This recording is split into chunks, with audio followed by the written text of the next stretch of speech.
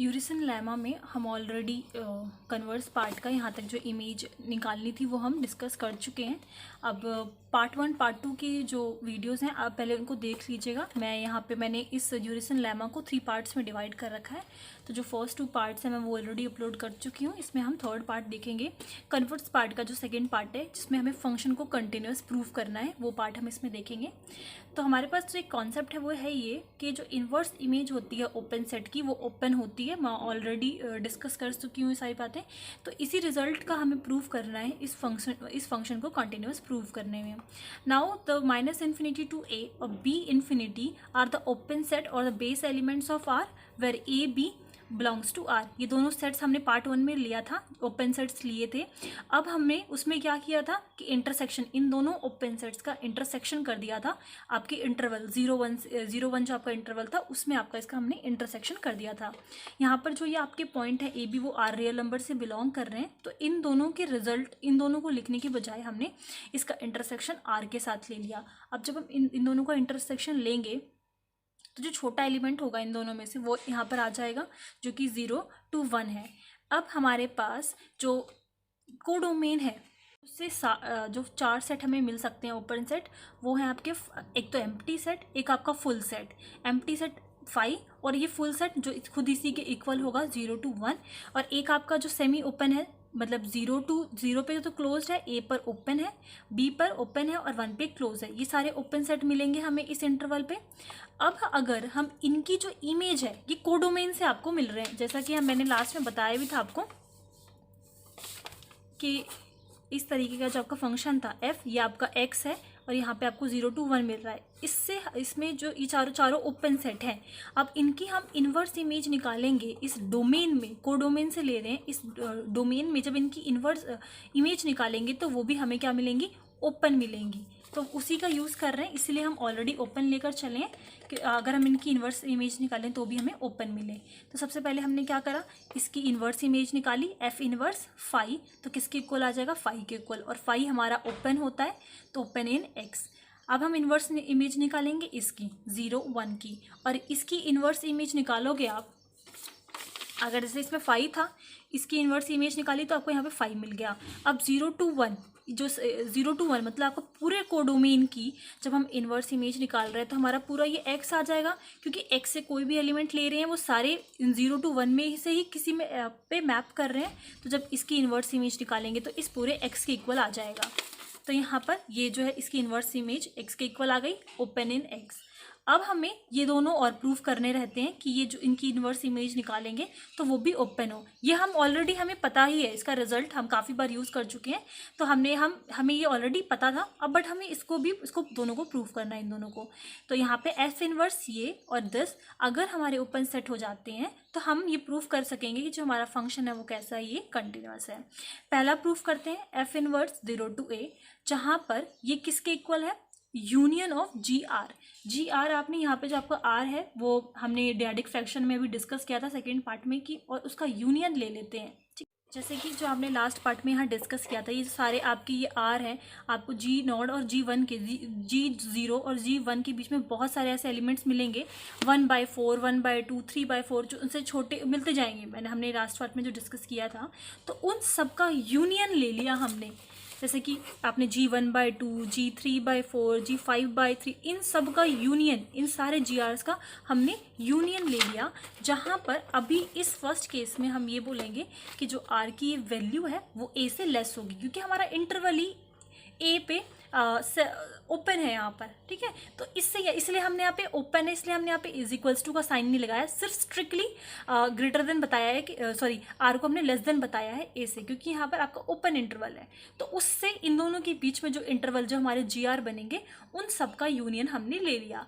और इसी तरीके से सेम हम इसके लिए भी करेंगे, जो आपका ये GR कॉम्प्लीमेंट है, क्योंकि हमने ऊपर इसी तरीके से जो डिनोट किया था वो किया था कि जो G0 है आपका F1 है और दूसरा जो हम G1 ले रहे हैं वो F2 का कॉम्प्लीमेंट है। इसी तरीके से हमने डिनोट किया था।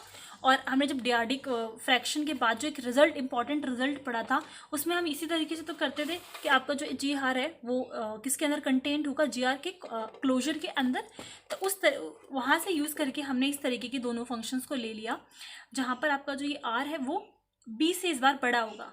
यहाँ पे b और 1 के बीच के हम पॉइंट्स लेंगे, r की वैल्यू फंक्शन से r की वैल्यू लेंगे, तो ये आपका जो यूनियन करेंगे उन सब का यहाँ पर r की वैल्यू से बड़ी होनी चाहिए। ठीक है, अब आगे ये देखते हैं। अब ये चीज़ हमें प्रूफ करनी है। अब हमें इस टाइप की जो चीज़ें, सपोज करो अभी हम फर्स्ट पार्ट प्रूफ कर रहे हैं, तो जब हमें इस टाइप की चीज़ें प्रूफ करनी होती थी तो हम क्या करते थे, जैसे इसका कोई पॉइंट लिया, वो इसमें हमने दिखा दिया कि उसमें कंटेन है, इसका कोई पॉइंट लेंगे और इसमें दिखा देंगे, फिर हम बाय पॉइंट फ्रॉम 1 फ्रॉम 2 कह सकते हैं कि जब दोनों के एलिमेंट्स आपस में एक दूसरे में कंटेन्ड है तो इसका मतलब ये आपस में इक्वल है। यही करते थे हम प्रूफ करने के लिए, इक्वल प्रूफ करने के लिए। तो हमने क्या करा, यहाँ से एक एलिमेंट ले लिया x यहाँ से कोई एलिमेंट लेंगे तो दिस इम्प्लाइज दैट आप दोनों तरफ फंक्शन लगा दीजिए, f लगा दीजिए, तो ये हो जाएगा आपका fx और f इनवर्स हट जाएगा, तो यहाँ पे सिर्फ आपके पास इंटरवल बचेगा क्लोज टू 0, यहाँ से ओपन, ये इंटरवल बच गया दोनों साइड f लगाने से। उसके बाद ये जो वैल्यू है fx की, जो वैल्यू इस इंटरवल में से बिलोंग कर रही है, तो हम इस तरीके से भी लिख सकते हैं कि जो fx यहाँ की वैल्यू होगी वो लेस देन a मिलेगी, क्योंकि जहाँ पे अपर लिमिट वो है ये a है और ओपन है यहाँ पर, इसलिए हमने यहाँ पे इक्वल्स टू का साइन नहीं लगाया, बोला है कि इसलिए फंक्शन जो आपको fx मिलेगा वो स्ट्रिक्टली लेस देन होगा इस वैल्यू a से। अब हमने बोला था जो d है हमारे पास है डियाडिक फ्रैक्शन में, वो डेंस है इस इंटरवल में, क्योंकि जो आपका 0 to 1 आपको इन्फिनाइट नंबर ऑफ एलिमेंट्स मिल सकते हैं इन दोनों के बीच में। इसका मतलब जो हमारा फंक्शन fx होता है वो 0 to 1 के बीच में, 0 to 1 जो है इसका इंटरवल है, या फंक्शन जो है आपका इस इंटरवल के एलिमेंट पे जो रेंज आपको मिलेगी इसके बीच के मिलेगी। पर हमारे पास r डियाडिक फ्रैक्शंस में r एक ऐसा बिलोंग मिलता है हमें सच दैट कि आपको आपने जो फंक्शन लिखा था अभी ऊपर, वो किस तरीके से लिखा था कि जो आपका फंक्शन है वो स्ट्रिक्टली लेस देन a आ रहा था हमारे पास, तो इसके बीच में हमें एक r वैल्यू मिलेगी, क्योंकि हमने देखो जब यूनियन, हम यहाँ पर यूनियन बोल रहे थे तो जो r की वैल्यू है वो लेस देन a है, तो यहाँ पर हम एक r भी ऐसा इंक्लूड कर सकते हैं इसके बीच में जिसकी वैल्यू जो है वो लेस देन a है, हम इस तरीके से भी लिख सकते हैं। इससे हमें मिल गया जो फंक्शन हमारा fx आ रहा है वो लेस देन r आ रहा है, जहाँ पर r की वैल्यू लेस देन a है। अब देखिए आपके पास ये जो जितने भी GRs बनेंगे जहाँ पर भी आपकी r की value a less than a है, सपोज कर लेते हैं, मतलब आपके अंदर ये जितने भी यूनियंस हैं उसमें वैल्यू आपकी r की लेस देन a है, तो आपका जो एलिमेंट है, ये जो आपका f फंक्शन है वो लेस देन r में कहीं पे आ सकता है, इसका मतलब किसी एक में आ सकता है, इनमें से किसी एक में आ सकता है आपका वो फंक्शन। तो ये जो आपका x है वो किसी GR में बिलोंग कर सकता है। जब आपका फंक्शन किसी एक GR में बिलोंग कर सकता है, इसका मतलब उसके यूनियन में कंटेन हो जाएगा। अगर सपोज करो किसी एक में आ गए, सपोज करो इसमें आ गया, तो अगर इसमें आ गया जब हम उसका यूनियन लेंगे तो उसमें भी चला जाएगा, तो ये अगर एक में आपके GR में आ गया तो उसके यूनियन में भी जा सकता है। तो हम x जो है हम इसमें से लेकर चले थे और हमने इसमें प्रूफ कर दिया। अब हम कन्वर्स पार्ट प्रूफ करेंगे इसका, यहाँ से एक एलिमेंट लेंगे और इसमें प्रूफ कर देंगे। तो हमने y एक ऐसा एलिमेंट ले लिया जो इससे बिलोंग कर रहा है। अब अगर y जो है इसके यूनियन में बिलोंग कर रहा है तो कम से कम किसी एक GR में तो बिलोंग करेगा, इस एकदम इन्वर्स प्रूफ करेंगे, तो y belongs to at least 1 GR। अब आपका किसी एक GR में बिलोंग कर रहा है, तो सपोज करो जैसे आपके बहुत सारे GR थे, GR1 GR2, तो हमने किसी सपोज करो GR1 में मान लिया कि वो एलिमेंट बिलोंग कर रहा है, आप कोई भी लिख सकते हैं। यहाँ पे जो आपकी R1 की वैल्यू होगी वो लेस देन a होगी। अब जस्ट हमें इन्वर्स जाना है, जैसे हम ये कर रहे थे कि एक वैल्यू आपकी जो एक पॉइंट है वो GR में बिलोंग कर रहा है, तो उसका जो फंक्शन होगा fx का जो फंक्शन होगा वो लेस देन इस वैल्यू से हो जाएगा। तो सेम यहाँ पर जो आपका फंक्शन है fy वो लेस देन R1 हो गया। R1 खुद किससे लेस है, a से लेस है, तो आपका जो फंक्शन है वो किससे लेस हो गया, a से लेस हो गया। ये आपका फंक्शन अगर a से लेस है तो उसका जो फंक्शन है, आपका जो फंक्शन है वो 0 to a इंटरवल में चला गया, यहाँ पर a इंक्लूड नहीं है। यहाँ पे जो फंक्शन की वही वैल्यू हो सकती है जो a से कम हो, क्योंकि इंटरवल ही आपका ये है। अब यहाँ पे सेम इन्वर्स चलना है, जो आपने यहाँ पे काम किया ना, सिर्फ उल्टा रिवर्स की तरफ, इन्वर्स, सॉरी मैंने गलत बोल दिया, इन्वर्स, रिवर्स आपको चलना है एग्जैक्टली, कोई भी पॉइंट स्टेप मिस नहीं करना। अब दोनों तरफ आप f इन्वर्स लगा देंगे तो यहाँ पर ये f इन्वर्स हट जाएगा, यहाँ पर y आ जाएगा और यहाँ पर f इन्वर्स लग जाएगा। उसके बाद जो आपकी जो ये y वैल्यू है वो आप, ये y पॉइंट है जो आपका, वो आपने किससे लिया है, इस यूनियन से लिया है, तो इसकी जगह हमने ये पॉइंट रख दिया और ये आपका सबसेट बन गया इसका। अब आपने क्या, आपने देखो कैसे, क्या ये जो v कहाँ से है आपका, आपने एक पॉइंट जो आप इससे लेकर चले थे वो आपने इसमें शो कर दिया। अब इसका मतलब ये जो है ये आपका इसका सबसेट बन गया। इस इक्वेशन नंबर 3 से हमने इसको इसका सबसेट दिखाया था, अब इसको इसका सबसेट दिखा दिया, तो इसका मतलब ये आपस में इक्वल हो गए। एग्जैक्टली सेम इसी तरीके से जो आपका नेक्स्ट है पार्ट है, बी पार्ट सेकंड पार्ट है, उसको प्रूव करना है। अब आपने सेम उसी तरीके से करते हैं। एक पॉइंट ले लिया इसमें से, अगर इससे आप पॉइंट लेते हो, आपने क्या करा, दोनों साइड f लगा दिया, यहाँ पे एफ एक्स हो जाएगा, एफ इनवर्स आपका हट जाएगा, तो एफ एक्स आपका इस इंटरवल से बिलोंग कर गया। अगर वो इस इंटरवल से बिलोंग कर रहा है तो इसका मतलब आपका ये स्टार्टिंग ये b जो है b से लेकर 1 तक हो सकता है, तो आपका एफ एक्स जो है वो किससे ग्रेटर देन हो गया, b से हो गया। बी अगर इस तरफ होता तो मतलब लेस देन बी हो जाता। ये तो आपका स्टार्टिंग पॉइंट है, मतलब बी से ज़्यादा हो सकता है फंक्शन। हम जानते हैं जो हमारा डेंस होता है 0 to 1 के इंटरवल में, इन्फिनाइट नंबर ऑफ एलिमेंट्स इसके इंटरवल के अंदर बिलोंग करते हैं। तो आपका जो फंक्शन है एफ एक्स वो 0 to 1 में कहीं पर भी बिलोंग कर सकता है। बट हमने क्या करा, अगर ऐसा होता है तो हमारे पास इस पीरियोडिक फ्रैक्शन से 2 एलिमेंट्स R1 और R2 बिलोंग कर सकते हैं, सच दैट कि इसके बीच में हमने लास्ट में देखा है कि हम हर ओपन सेट और क्लोज सेट के बीच में हम हर एक और ओपन सेट ले आते थे उससे भी छोटा, जिससे कि हम उसको दिखा सकें कि वो उसके अंदर कंटेन्ड है और वो अपने क्लोजर के अंदर कंटेन है, जो इंपॉर्टेंट रिजल्ट हमने पढ़ा था। तो हमने सेम उससे छोटे 2 R1 R2 ले लिए, सच दैट कि जो फंक्शन है वो R1 से बड़ा है, R1 खुद R2 से बड़ा है और ये इससे बड़ा है। क्योंकि अगर हम ये बोल रहे हैं कि कोई फंक्शन कोई भी वैल्यू ले सकता है बट वो ग्रेटर देन बी होना चाहिए, तो आपने R1 R2 को बीच में इंक्लूड कर दिया। अब जो फंक्शन है आपका वो एफ एक्स जो है वो हमने ये भी बोल सकते हैं कि ग्रेटर देन R1 है, और फंक्शन अगर हम यहाँ पे आर वैल्यू पुट कर देते हैं तो वो जो है नॉट इक्वल्स टू R1 आ जाएगा।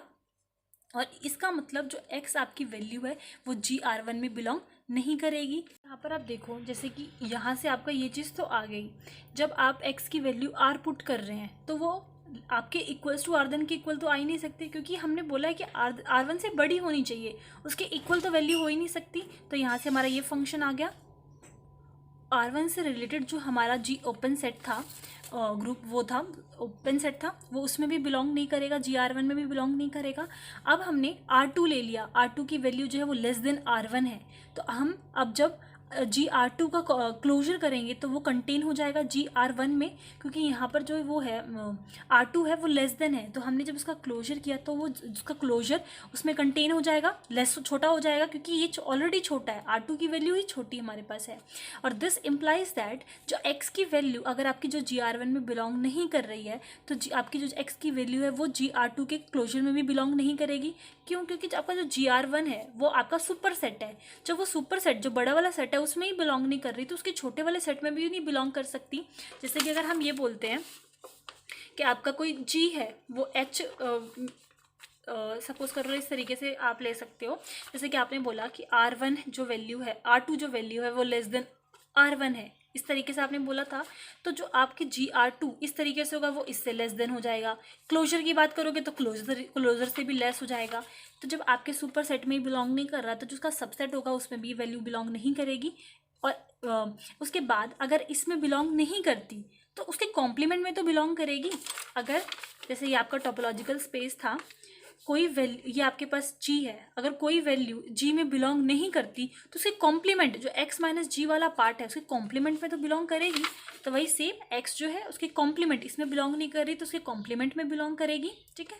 और जब इसके कॉम्प्लीमेंट में बिलोंग कर जाती है, किसी एक कॉम्प्लीमेंट में आ गई तो उसके यूनियन में भी आ जाएगी। तो अब हमने क्या करा, ये जो फंक्शन था x वो हम इससे लेकर चले थे और हमने इसमें प्रूफ कर दिया। अब कन्वर्स का पार्ट करेंगे, इससे लेकर चलेंगे और उसमें प्रूफ कर देंगे। y हमने इसके GR के क्लोजर के कॉम्प्लीमेंट में से लिया, तो अगर इसके यूनियन में है तो किसी GR के क्लोजर के कॉम्प्लीमेंट में भी होगा। अगर इनमें से किसी एक में भी है तो हमने इस तरीके से लिख दिया कि जो y बिलोंग कर रहा है इसके कॉम्प्लीमेंट में, यूनियन हटा के सिर्फ सिंगल ये लिख दिया। जहाँ पे हमने किसी जो r की वैल्यू है वो R2 ले लिया, सपोज कर लिया कि हमने वो R2 के क्लोजर के कॉम्प्लीमेंट में बिलोंग कर रहा है। उस फर्स्ट वाले पार्ट में हमने R1 ले लिया था तो यहाँ हमने R2 ले लिया, कुछ भी ले सकते हो, कोई प्रॉब्लम नहीं है इसमें। R2 की वैल्यू जस्ट हमने क्या मेंशन करनी है कि वो b से बड़ी होगी, क्योंकि आपका इंटरवल ही इस तरीके का है, ठीक है। अब दिस इम्प्लाइज दैट अगर वो उसके कॉम्प्लीमेंट में बिलोंग कर रहा है, इसका मतलब वो GR जो ये है इसके क्लोजर में बिलोंग नहीं कर सकता, क्योंकि उसके कॉम्प्लीमेंट में ऑलरेडी वो है। जब हम इसके फंक्शन fy की बात करेंगे, यहाँ पर जो R2 वैल्यू है वो ग्रेटर देन b है, R2 की वैल्यू ग्रेटर देन b है।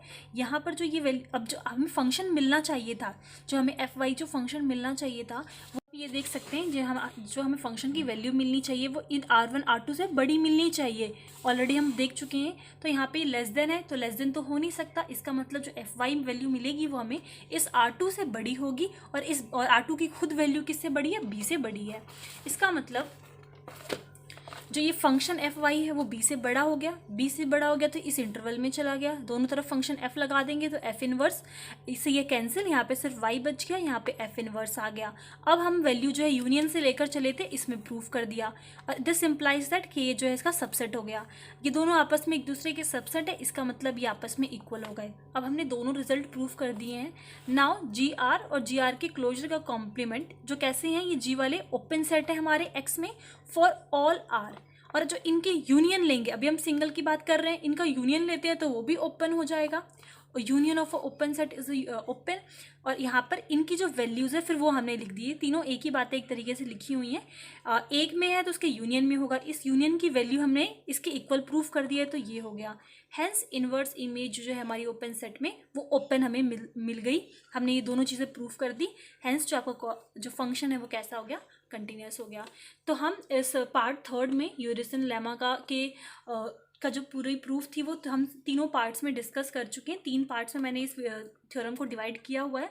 अब नेक्स्ट वीडियो में हम यूरिसन मेट्राइजेशन थ्योरम डिस्कस करेंगे, उसकी डेफिनेशन, एग्जाम्पल, और इसमें भी एक इम्पॉर्टेंट रिजल्ट है वो इन सब का यूज़ होगा जब हम मेट्राइजेशन थ्योरम यूरिसन की डिस्कस करेंगे। तो अगर ये आपको अच्छे से ऑलरेडी पता होगा तो हमें कम प्रॉब्लम आएगी उस थ्योरम को समझने में। खैर जब मैं वो थ्योरम स्टार्ट करूँगी तो मैं पहले डेफिनेशन और ये इंपॉर्टेंट जो रिजल्ट है इसको डिस्कस करने के बाद ही वो थ्योरम हम डिस्कस करेंगे।